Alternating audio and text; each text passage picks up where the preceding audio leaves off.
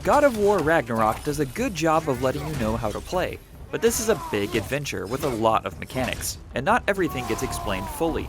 With that in mind, here's part 1 of the things God of War Ragnarok doesn't tell you. We are doing our absolute best to not spoil anything, so for this first part, we're keeping it to tips that can be applied early in the story. We'll have a part 2 later on that dives even deeper, but for now, to be extra careful, here's an early game spoiler warning.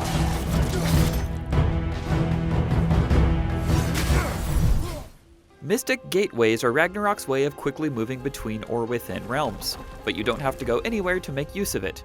If you need to top off your health and your rage, and really, who doesn't in these trying times, simply interact with a Mystic gateway and it will fill your meters all the way up.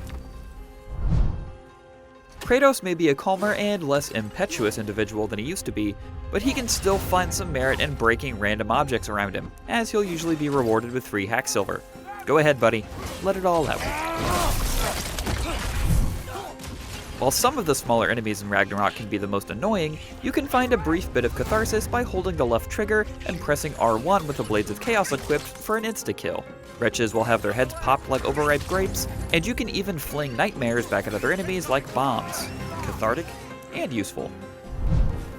If you're finding yourself too reliant on a particular skill, or you keep activating it by accident, you can disable any skill that you've learned while on the skill tree menu by holding triangle. Or listen to Father Kratos and just learn some self-control. Both will work. It's a bit buried in the menus, but you can upgrade your runic attacks by spending XP, so make sure not to use it all in the skill tree. It may be needed elsewhere.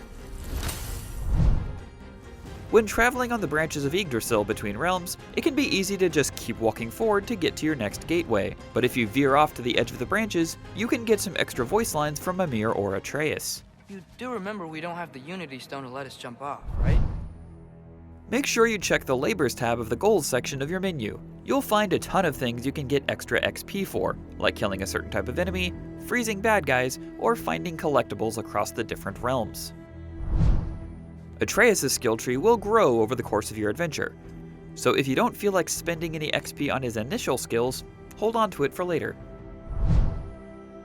If you're getting frustrated while trying to clear out a section of a realm, only to be met with an undiscovered on the map, you may need to come back later after unlocking different areas or traversal tools. Watch out for Ormer, as they can be a great source of crafting resources. They look similar to axolotl, but these creatures won't harm you.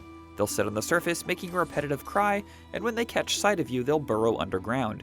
Find a vantage point nearby where the Ormer can't see you before taking it out with the axe to claim your bounty. You can hold triangle to charge Frost Awaken on your Leviathan axe before starting an encounter to give yourself an early leg up. Make use of this, especially before opening a door where you know there will be a fight. A good way to get yourself out of a bad situation is to activate your rage, as it will usually stagger an attacking enemy. This is especially useful if you missed a yellow parry and get staggered. Not today, Hades! Speaking of staggering enemies, picking up a health stone while an enemy is near will stagger them too. Health and rage stones that are not dropped by enemies will respawn, so don't worry about saving them for later. You can keep up to 60 manual saves if you feel the need to go backwards at any point. Ragnarok is usually pretty good at giving you different points to explore and do what you want, but it's nice to have those slots if you need them.